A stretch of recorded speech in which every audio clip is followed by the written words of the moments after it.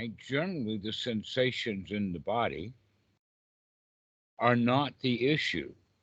Generally, the problem is that we don't like it. Like an example, when you first called, I was saying I was already at the computer was I was about to get up because my butt hurts. And you said that you were sorry that my butt hurts. So you're more sorry than I am because I don't care. Okay. All right. So, but when your butt hurts, you don't like it. When there is tension in the chest, you don't like it. And that I've Yeah. heard a wide variety of symptoms of people talking about what they've experienced in their body, from tightness in the neck, headaches, tension in the head, tension in the chest, and all those kind of sensations in the body have something in common, and that is people don't like it, and they're trying to get rid of it. That's the dukkha, is that you want to get rid of it and you don't know how to get rid of it. Yeah. But the important point is that you don't like it. Yeah. All right. So we need to stay with that. Uh, I've got a student calling in. He's in transit now. Do you mind if I bring him in on the call? He probably won't stay for long. Sure.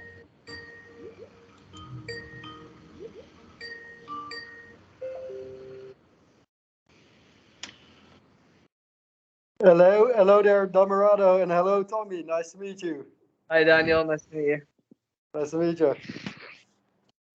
All right. So this is Tommy's first call, and we're just getting into it. Okay, Uh, cool.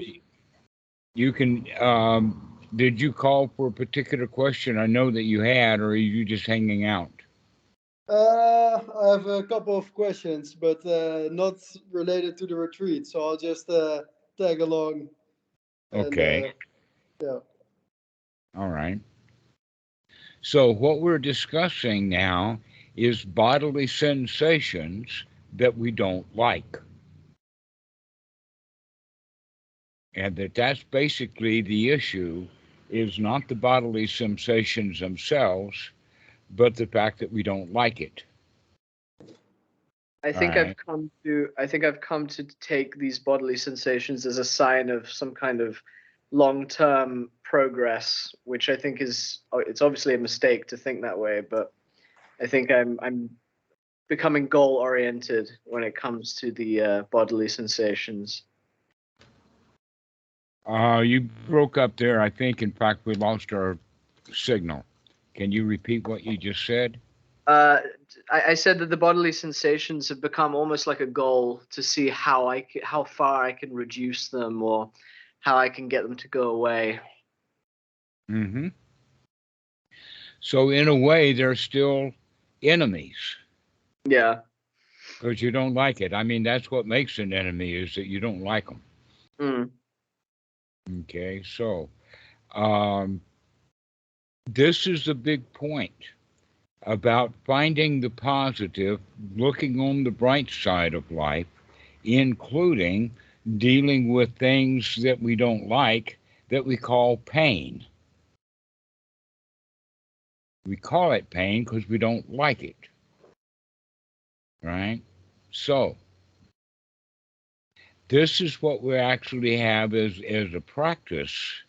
So, rather than actually trying to get rid of the chest pain or the tension or the entightment in the chest, there is a broader aspect of things to look at it. And basically, what we need to do is to change the way that we feel about the tension Hmm. and to change our attitude about the tension. Because if we can change our attitude, then the feelings will change. But changing one attitude is, let us say, a little bit more of an advanced skill.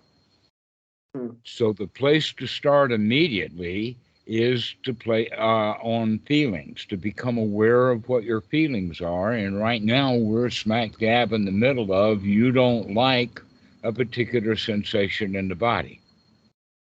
Right. All right.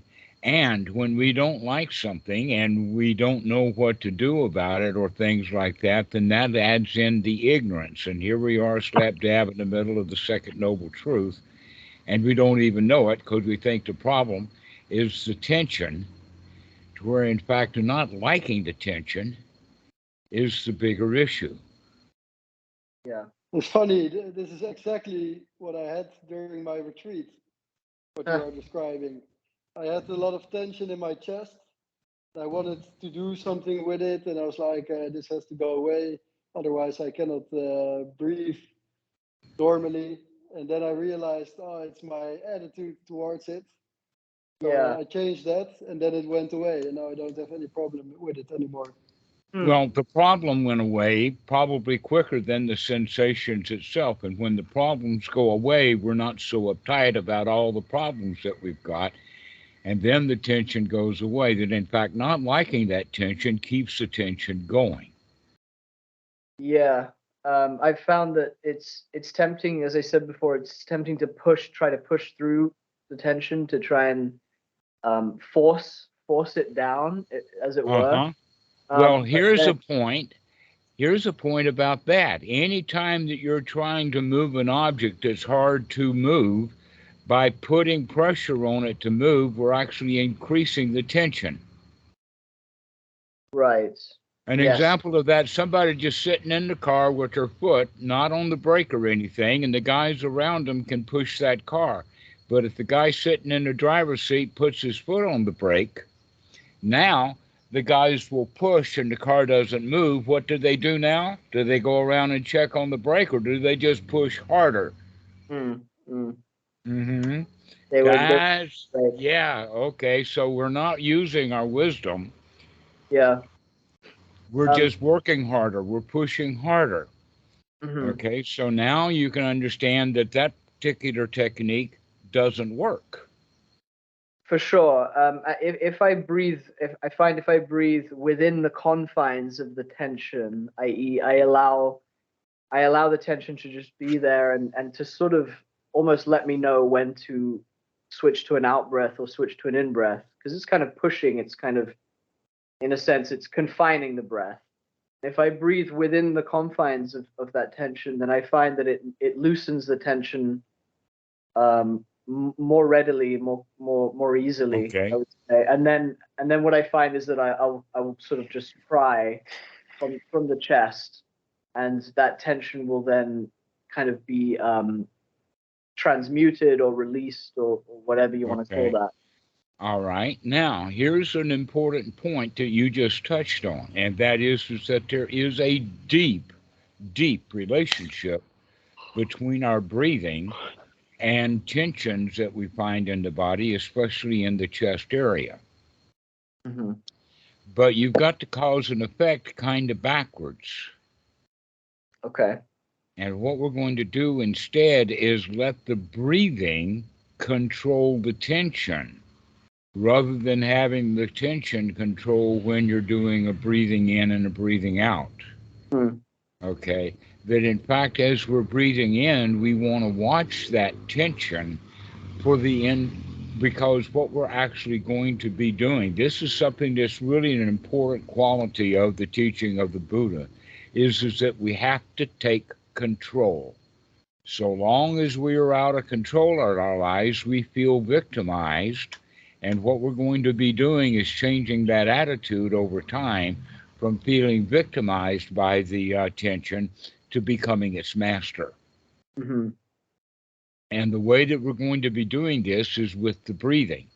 By controlling the breath, we can actually control how the breath works with the tension. So we can breathe into the tension and then monitor that. Watch closely to see how the tension actually changes using the breath.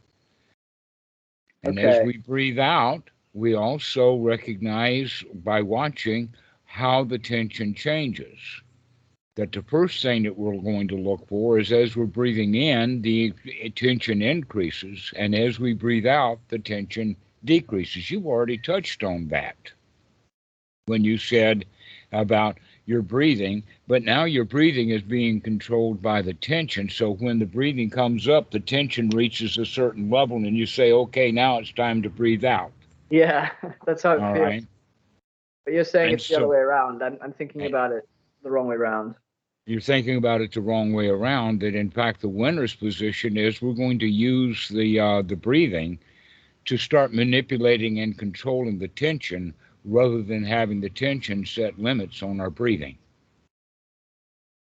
Okay. And in what sense do you mean controlling exactly? Am I trying to change? All right. The first thing that we talked about was as you're breathing in, can you detect that the tension is increasing, especially if you breathe up to a level and then a little bit more, does that then increase the tension?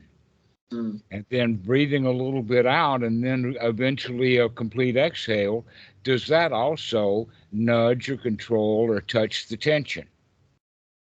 But this should be that it should be without attempting to change the tension. It's just No, observing. we're just observing it using the breath and watching the results of the breath doing its job. Okay.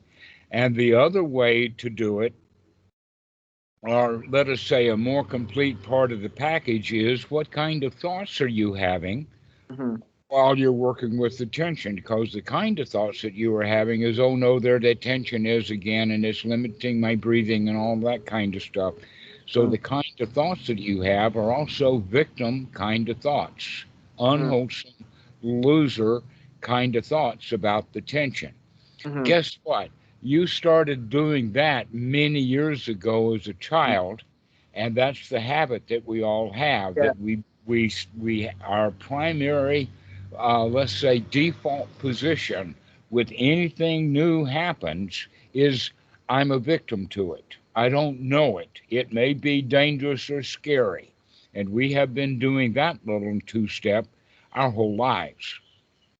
Yeah, for all the years I've been doing this, and I've been practicing your happy enjoyment, thoughts of enjoyment as I breathe. For all the practice I've done, I still feel this very strong habit of trying to push away the tension almost immediately, and it's taking a while to develop this distance between myself and that habit. Isn't that interesting? So already intellectually you knew how to practice correctly, and still yet you're caught in the habit of doing it backwards. It's an incredibly strong habit. Yeah, it's almost instantaneous. Well, it's very typical. This is the way that our society raises its children, and that now it's time to start practicing differently. Okay. Now, every moment is a new opportunity to practice correctly. Yes. And I'm saying that every moment, every new moment is an opportunity to wake up with sati.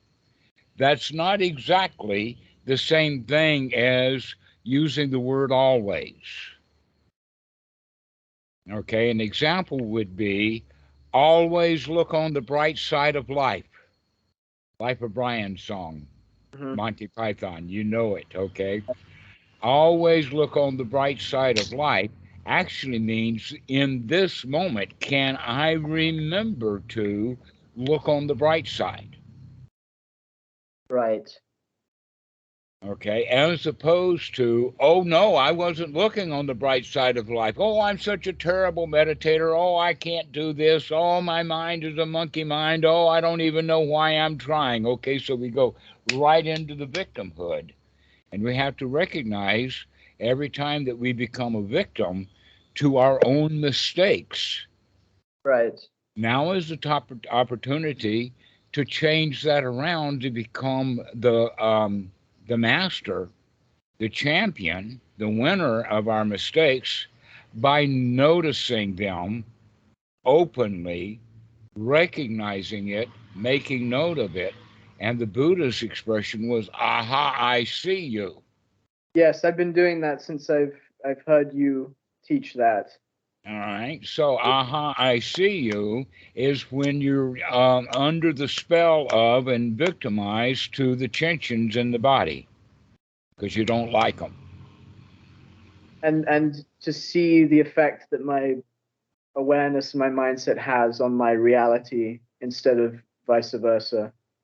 Instead of seeing how you are affected by the reality that you've created, recognize that you actually are manipulating reality and manipulate it the way that you want to manipulate it. Right. So Again, that meant that winner's position, where the other way is the loser's position of look at how the reality that we created anyway is manipulating us into being a victim to our only mentally created reality. Okay, that tension in your chest is a mentally created construct. In you, I mean, the word tension proves it because, in fact, you cannot express exactly what you feel because we don't have language like that. So we use words that are actually concepts like tension.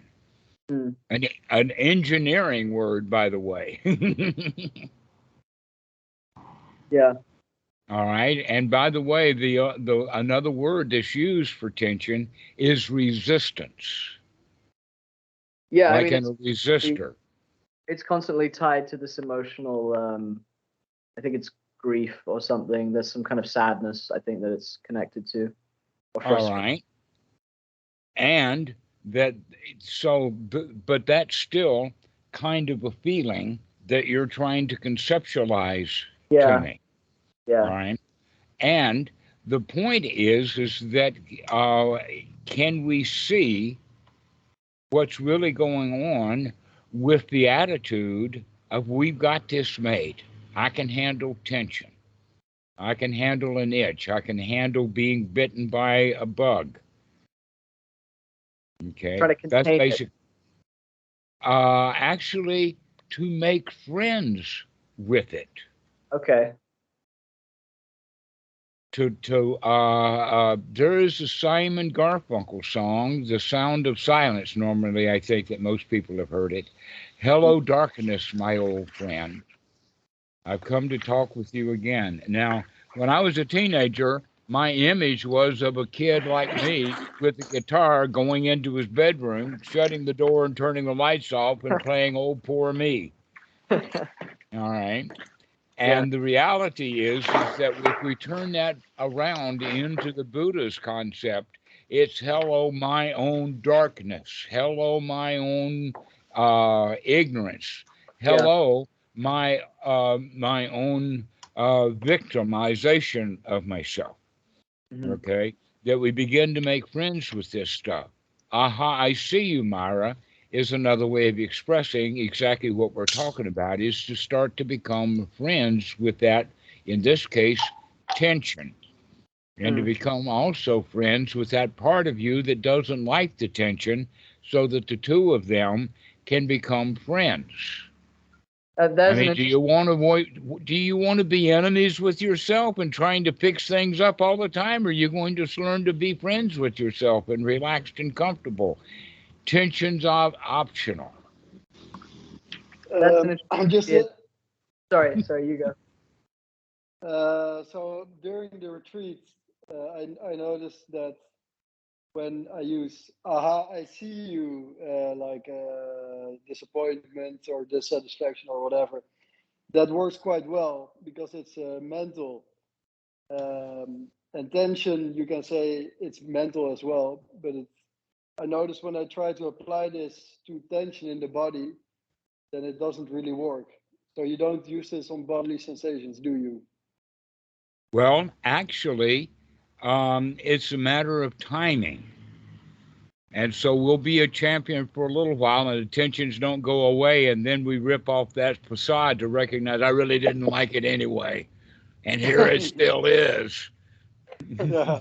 So it's more about the mental moment that precedes the pushing away of the tension, the disliking of it that should be. Yes. So we start to pay attention to all of these little sequences of events that we go Right. through, because there's a lot of, in fact, all everything is wrapped up within the body, the feelings, and the mind, part of the Satipatthana. Okay, this is the whole show, and so it's either going to be purely mental, purely emotional, purely physical, or some combination of those. That in fact, that's what the word psychosomatic means. The word soma means the body, but there is a body uh, psyche connection.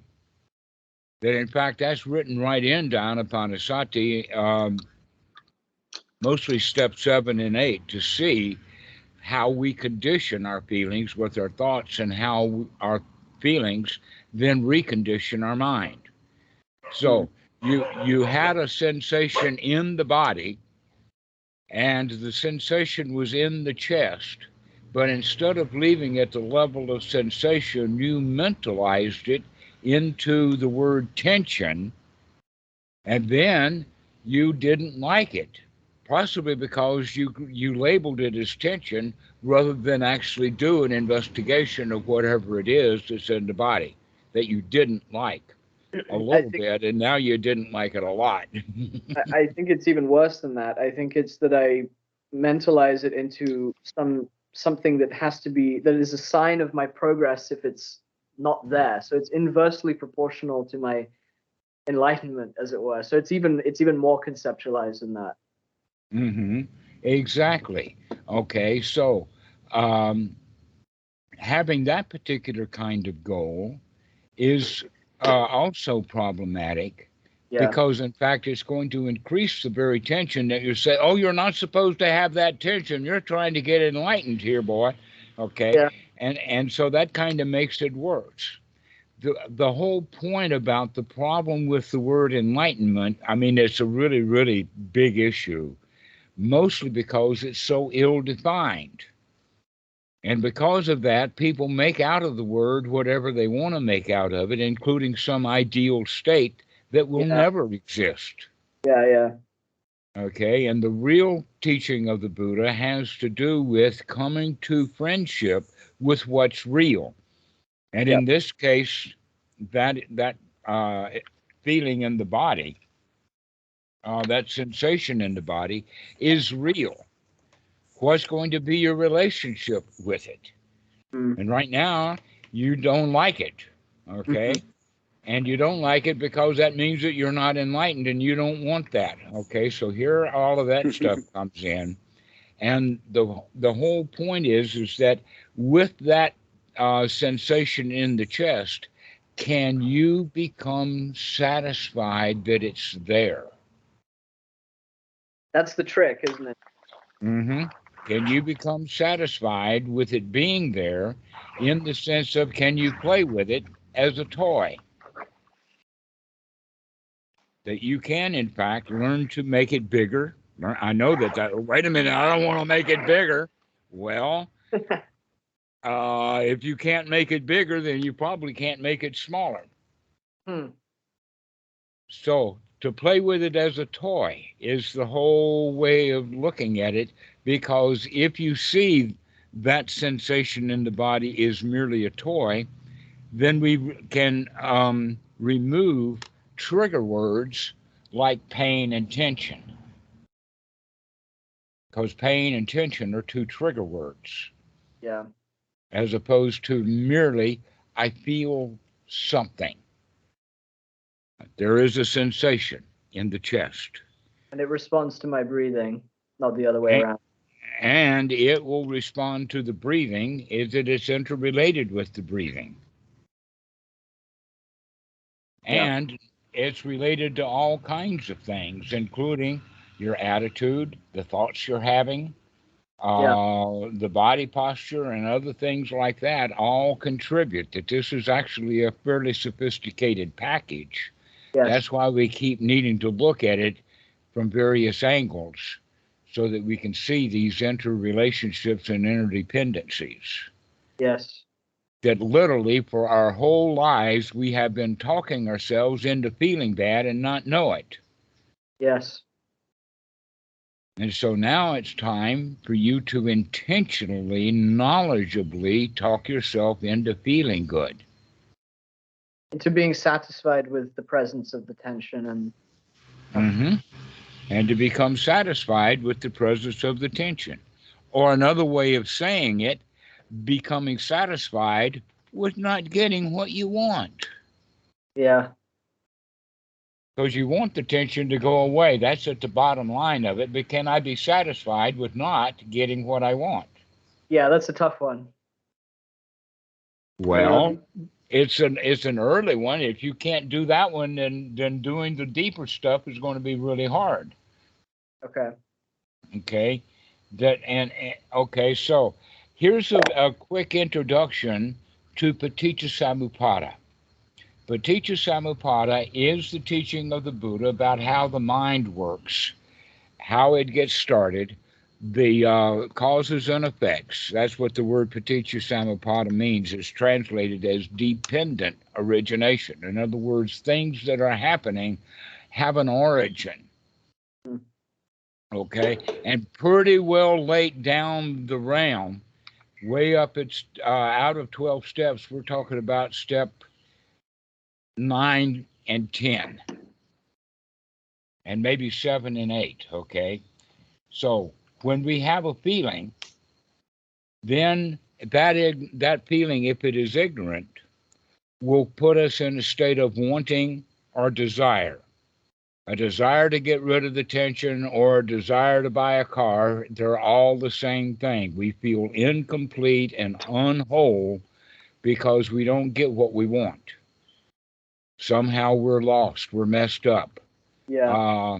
This is the original sin from Christianity, is the ignorance of wanting things. The defilements.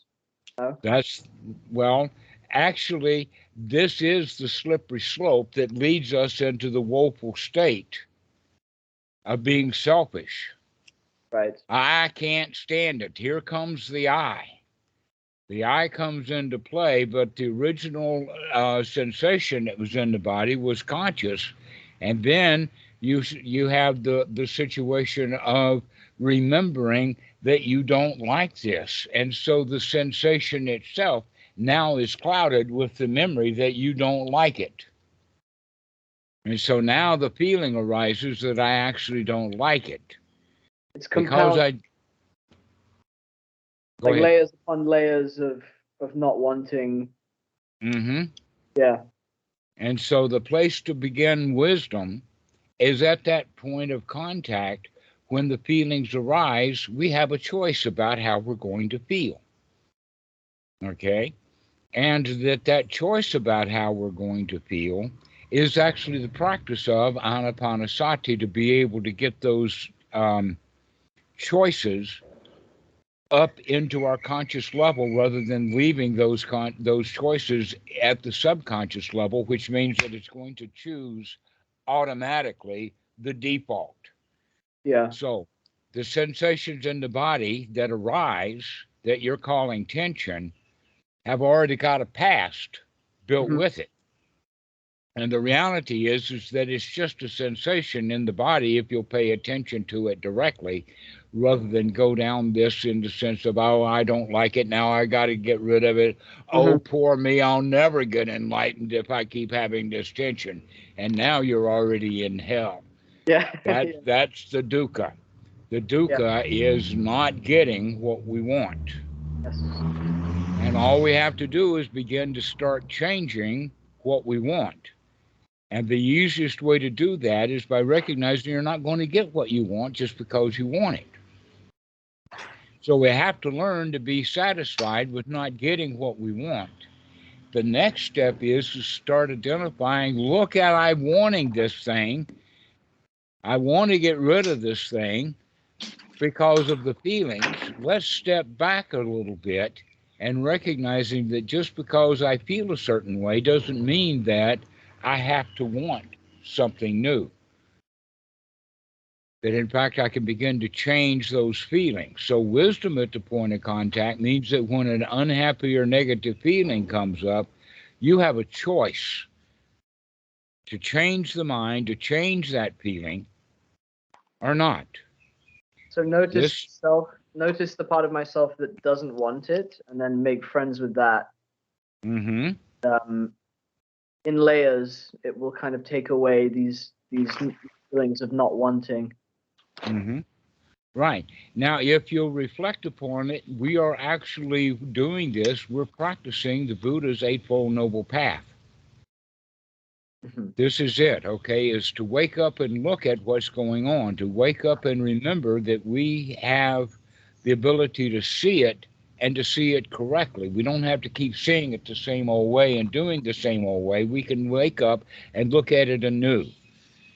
We can look at the thoughts, we can look at the feelings, we can look at the body, we can look at all of this stuff in a new way.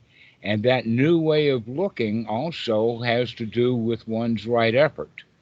That if we can see it, now we have almost the obligation to make a change to it. Yeah. So any unwholesome thought that comes up, we can change that to a wholesome thought. Like the thought, I don't like tension, can be changed to, well, they're there now. We can handle that tension. Never mind. Let's play with it as a toy. Okay, so those are now beginning to change the thoughts from unwholesome to wholesome thoughts. And that's already taken the edge out of it. Now we're not in the state of not liking that tension. Now we're fit for actually looking at it more deeply, more closely. With curiosity and openness and Mm-hmm. play. Exactly. So that's the way to do it, is to remember to look at what you're doing, and then without judging it, you can see whether through discernment is this wholesome or not, and then make a change to gladden the mind, to change your attitude, Yeah. to become the winner, to become that in fact that right effort is the key ingredient. The right Yeah. effort to actually feel, because one of the things about the tension in the chest will be that it feels unsafe. There may be something physiologically wrong, okay? And Yeah. so we have to reestablish that, oh no, this is just tension. I've had it before and I'm still safe. I'm still sound. I'm okay, even with tension there. I think the tension in the chest may be one of the last things that I'm trying to control, that I'm trying to gauge and measure and eradicate. I think it may be one of the last things in my consciousness. Oh no, don't think like that, because when you uncover what's it sitting on, then you'll say, oh no, I thought I got rid of all of that stuff, and you'll be right back into the dukkha. No, be open to whatever is under the tension. We can happily deal with that too. Yeah. Don't look for the end of it, because you've always got a new mind moment. Right. Right. Okay. So just keep my mind or my expectations blank, as it were. Right, and enjoy what you're doing right now. I can handle this tension. Yeah. I can do this.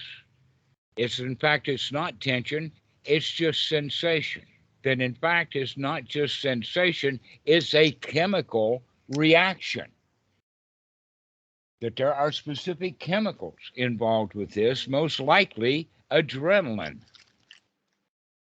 And that's what we get when we're feeling uptight, which adrenaline, by the way, you know, is an energy booster, an energy pill that gets us ready for fight or flight. But when you're sitting in meditation or sitting at your office or driving the car, there's nothing to fight and there's nothing to flight from. And so Yeah. here we are with that tension that Yeah. has gotten us ready for doing something.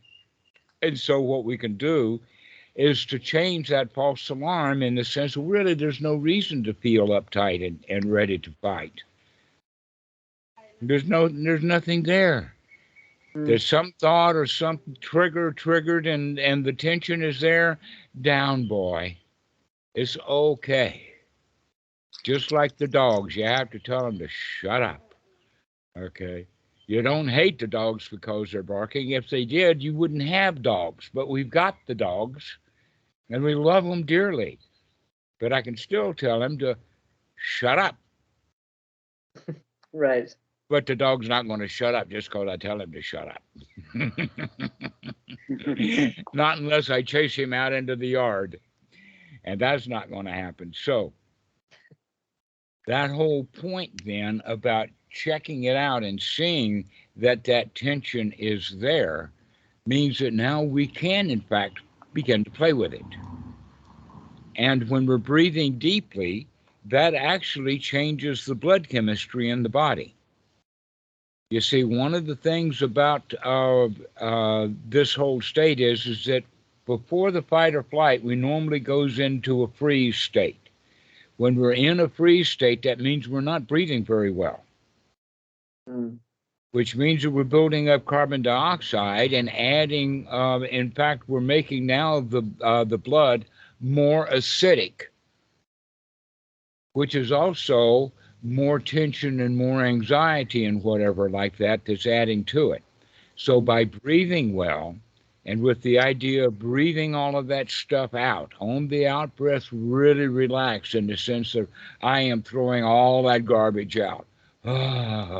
Let it go. And then on the next in breath, oh, this is life-giving. Oh, this is really joyful. Oh, I can breathe in. In fact, for Christians, I'll say, breathe in God itself. The air that we breathe keeps us alive. Let's actually experience that and let that new air start manipulating the blood, start manipulating all the components of the blood, including these sensations that the blood is creating with tension. And I can just breathe it out and feel relaxed. And then we can check that chest. How's the tension now? Well, let's breathe into it again. And then breathe out it again and check it again and say, hey, it's going down. I got this wired. I can do this. I've been doing that relaxing on the out breath that you recommend. And it's funny because sometimes relaxing into the out breath feels effortful when it's pushing against the tension.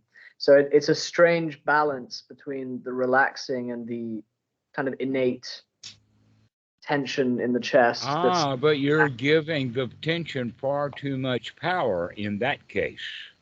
Okay. That in fact, the real way of looking at it is that I can sit here and relax, and that tension will just have to deal with the fact that I'm relaxing. So if it feels effortful or like I have to push a little bit to relax against the tension, should I? How could you possibly push yourself to relax? That's counterintuitive. It's an oxymoron. It doesn't work. Okay. It is a strange sensation that relaxing is effortful, but there is balance there. Right, and so the right way to handle it is, let me just relax. It's not the job of the tension to make me work. I can just relax. So you're still caring about the tension. You want it to go away. It's just constantly present. So it's something that it feels that's pushing against me. But you created it in the first place. Yeah. And we're talking about how to stop creating it. Yeah. But you still give it power. That's the last thing that you said was still giving that tension a power over you. Yeah. No, I understand that. Rather than just relaxing, tension or no tension is not the point. Just relax. And after 4 or 5 breaths, 10 breaths, something like that, you'll begin to see that, in fact, you can relax anyway. That the tension is optional, but because we are relaxing, really relaxing, and cleaning out the blood, cleaning out the mind, the tension will just kind of melt away on its own. That's why we have to keep checking on it to see, in fact, that it is lessening and then falling away. And when it does like that, then you congratulate yourself. Yeehaw! I can, in fact, breathe out that tension. I don't have to hate it. Let it be a friend of mine. That in fact, the tension always comes from fear. That Yeah. fear is our baseline emotion. That in fact, fear is the, let us say, the communication mechanism of the self preservation instinct. It's an instinct. And whenever there is danger, we alert the body mind feeling complex to that danger with the concept or the feeling of fear. Okay. And so the thing that we're going to be doing, since that's the baseline, all of the improvements are going to come once we get the mind out of that state of fear. Now, the important thing about fear is that it's been keeping you alive. It is the self-preservation mechanism. We don't have all the wisdom we need in order to keep ourselves alive. We need the feeling of danger. That's especially true for kids when they remember to not run out in the road chasing the ball. Yeah. So we have to recognize then that the fear is our friend. It's kept us alive. I was too stupid to stay alive with my wisdom, so I have this instinctual system that is there that keeps all of the animals alive, all the dogs, all the cats, all of the animals, they operate on instinct, the instinct of fear. But us humans have the ability to do a two-step process here, and one of them is to take control over that fear with our wisdom, and then to keep ourselves out of danger with our wisdom, so that we can see the dangers coming before they arrive. Just to go back quickly to your instructions with the breath, do you recommend that one controls a deeper breathing, or should the breathing just be completely natural? No, neither one. It should be relaxed. I would say, in fact, if we define the word natural correctly, then it would be a natural breath. But we have to distinguish that between that and normal breathing. Okay? Because our normal breathing is shallow. Our Yes. normal breathing is, in fact, a kind of a default power saving mode. Yes. So where the kind of breath that we're using with Anapanasati is an energy producing breath. Okay, so it's a deeper breath that isn't forced. It does not have to mean, have you ever seen a hillbilly or someone at a pickup truck at a gas station, and after they fill up the truck, they get on the bumper and jump to get the air out of the tank so that they can put another quart of gas in? Okay. You know the concept. That's not how we're going to do our breathing. We're not going to be jumping on things to get a little bit more air. We're not, in fact, even going to bother to top it off. So one of the ways of conceptualizing it is that most people breathe at about 40 to 60. In other words, when they breathe out, they only go down to 40%, leaving 40% in the lungs. And when they breathe in, they top off at about 60%. We're going to expand that capacity, but we're not going to expand it to 0 and 100. We're going to expand it to something like maybe 30 to 70, or maybe even 20 to 80 with a deeper breath. Okay, but we don't want to absolutely fill up the lungs. That's too much work. But this is a conscious effort, no? It is definitely a conscious effort. Definitely a conscious effort. And the answer to the question then, well, what's the quality of breath? The quality of breath is easy and relaxed. Okay. Okay, so when that in breath comes, that's the kind of breathing, a relaxed, happy breathing that is not work. Because if it is, then the students will start saying, oh, when I'm doing Anapanasati, when I'm doing the wrong breath, my chest gets so tired.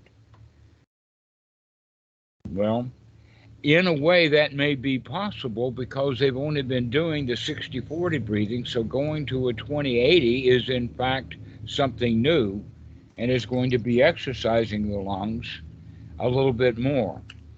But don't go over that quality of making it tired, making it always easy. So starting off to be like 30-70, and then we can go as we progress down to 20-80. Also, in the process of that, we're beginning to change the frequency or the duration of the breath.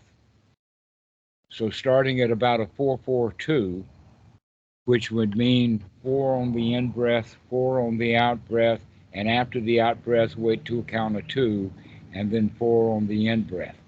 Now, that's not the box breathing, that's reverse box breathing. Box breathing is 4 on the in breath, hold it for 2, and then 4 on the out breath, followed by another in breath.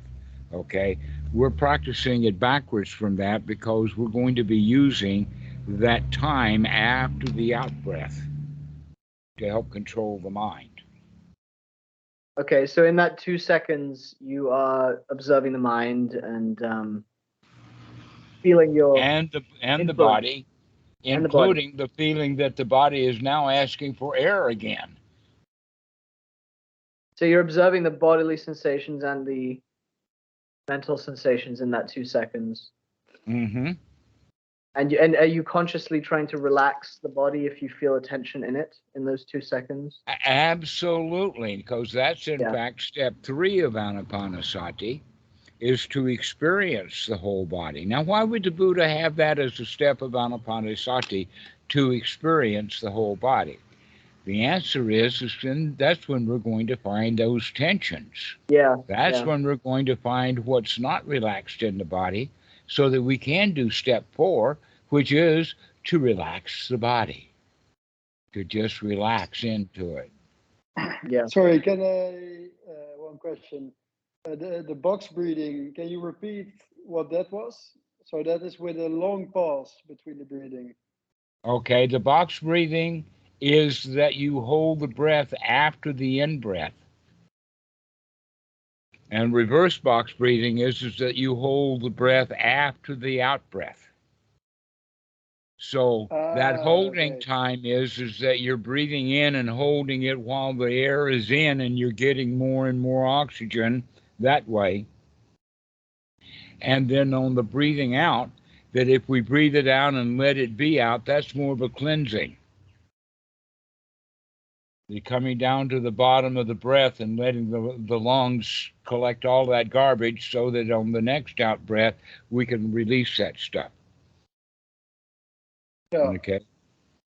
So basically the difference is between the box breathing is for SEAL team and Green Berets, and the reverse box breathing is for meditators. Gotcha. Well, sometimes I naturally have a break at both ends. Yeah, but the whole point is to play with it, to experiment with it. That there's no right way to do it. Looking for the right way to do it is in fact going to prevent us from actually being able to relax. And the whole point is that we're breathing in order to relax. So the sense of we play, do it, go ahead. Sorry, I was gonna just ask that the sense of play that you said I should have with the chest feeling, the chest tightness. This applies to all sensory phenomena, no? Yes. Yes. All phenomena, sensory and otherwise. Are there any other kinds of phenomena? Well, it depends upon whether the mind is a sense organ or not, and that's debatable. I was including thinking in that, yeah. Mm-hmm. That in fact, yes. So in that regard, all sensory input then kicks into gear the feelings that wind up having desires and wanting things, like wanting to get rid of the tension. Yeah. It's amazing how just go ahead. No, it's amazing how ingrained that habit is of wanting to get rid of it. It's like trying to look at the tip of your own nose and you realize it's been there all along, but you just haven't been aware of it, or I haven't until recently, but I'm still trying to do that. Mm-hmm. Well, the real trick is to learn to be friends with yourself, especially the parts that you have already practiced solidly not liking. Yeah, yeah. Okay, and an example of that at the other part of the scale is that we don't like being criticized by other people. We don't like being accused, etc., like that. Okay, we don't like that stuff, right? If we continue to not like it, then we will avoid being in the position to where that stuff will happen. And so the way that we have to deal with it then is to stop caring about what people say. And the only way that we'll ever learn how to stop caring about what people say about us is to stop caring about what we say to ourselves about ourselves. That's the real problem, is that Yeah. we're the one who is doing all the criticism. Yeah.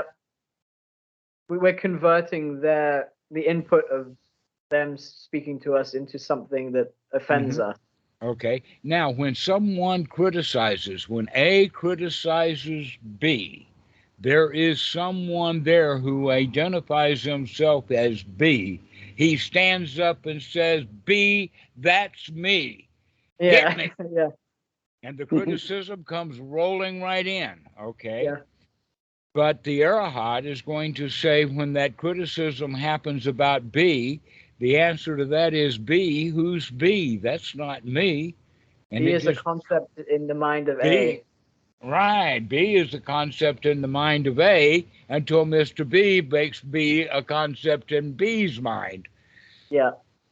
But if you don't have the concept, I am Mr. B, I am the one they're accusing, I am the one who is being criticized here, and just say, oh, that's not me. All right. So we can take that kind of really, really advanced position, it's not me, back down to the tension in the chest. That's not me. It's just a sensation in the body.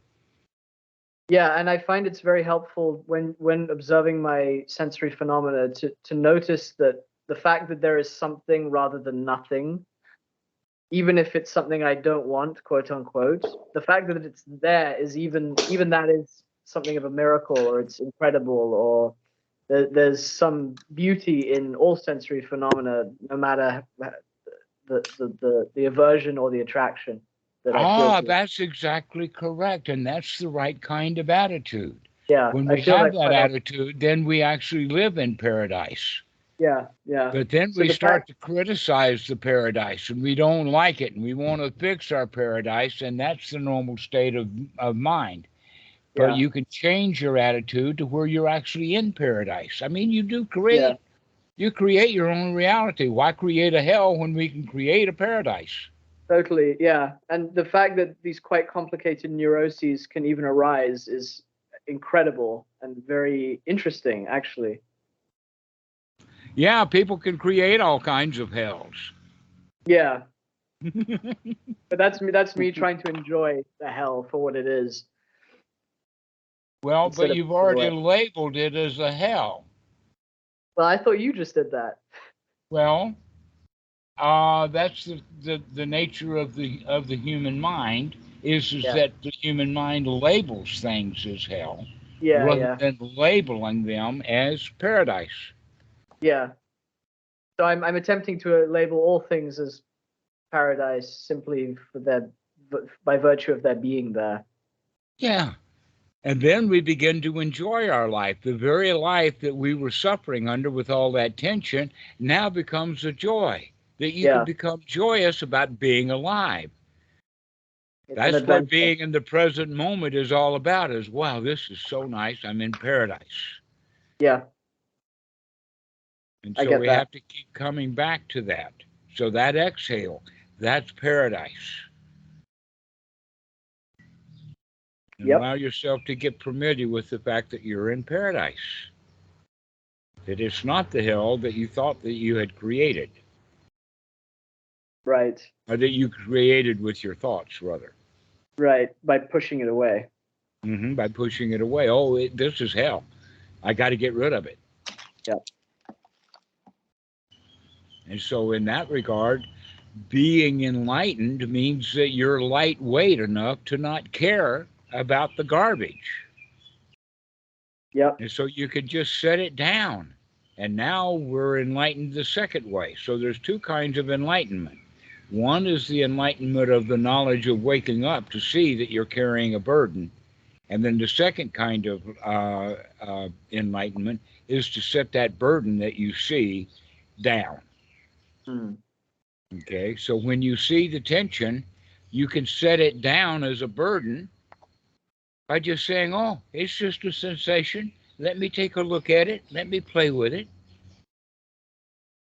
And now you're playing with the sensation in the body enlightened, as opposed to, oh, you can't be enlightened. You've got a sensation in the chest, which is the sensation. That's the thought that you'd given yourself before. That's my ball and chain that I'm carrying, or at least that's how I see it now. Okay, I'll go and play with it now then. Okay, excellent. Well, this has been a good talk. Daniel, you still with us, huh? I'm still with you. Thanks very much, Dhammarato, and Daniel. Nice to meet you.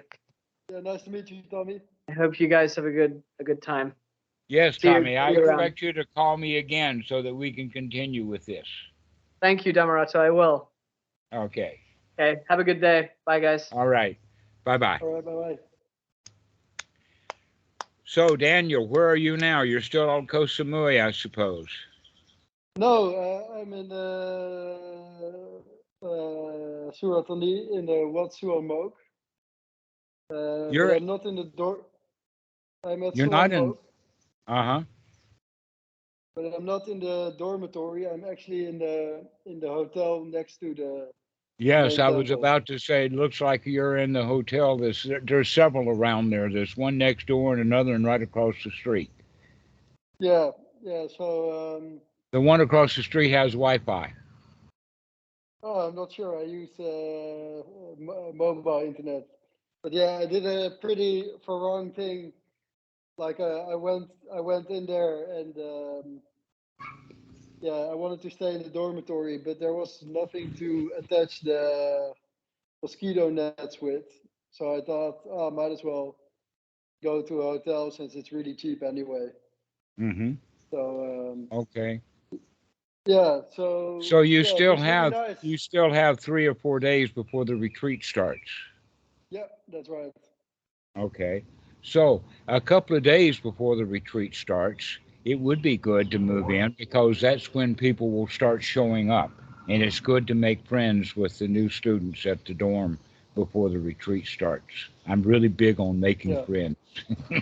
yeah, yeah, yeah. I was just thinking like to go there every day and only spend my time here sleeping, Hmm. basically, and maybe also calling, for example, with you because I wasn't sure where I could make noise over there. So that's also Well, good it use sounds of like you this. got the best of both. So Yeah, congratulations. yeah. So yeah, the place looks beautiful. I was surprised how close the highway was to the monastery. Right to the front part of the monastery, to where all the nothingness happens in the back of the monastery, because it's Ah, too so you don't noisy hear at the front. the yeah, you don't hear the highway in the back, do you? No, not unless you're high Oh, up on the hill, but just in the back of the monastery, and then you don't hear the traffic noise. But those hotels that you're talking about, those are right out there on that highway. oh yeah. So I have my window closed and the air conditioning on. So then yeah, I mean also a thing like in the dormitory, you have a lot of noise from the highway. So I'm not sure if I would be able to sleep next to that. So I think this is the right decision. Okay. So actually, I have a couple questions. I'm not sure if if you're up for a bit of a discussion. Why don't we do that tomorrow morning? Sure. Oh, yeah, about 9 in the morning. Give me a call. Or actually, no, Yeah. tomorrow's Saturday. So why don't you join the Sangha U.S. call? Yeah. And what time is Okay, it? at 9 a.m. our time. 9 a.m. Okay, Okay, great. which is Yeah, sure. okay. All right. Yeah. So Any tips for the main monastery? Any place in particular that I should go to? Like? yes, go to the International Dhamma Hermitages and look up Kima Situ, the new Okay. Western monk. Yeah. Okay, great. Oh yeah, and I have to tell him that you have some information about the visas and Yeah, if I he want can to talk contact to him. you. Hmm.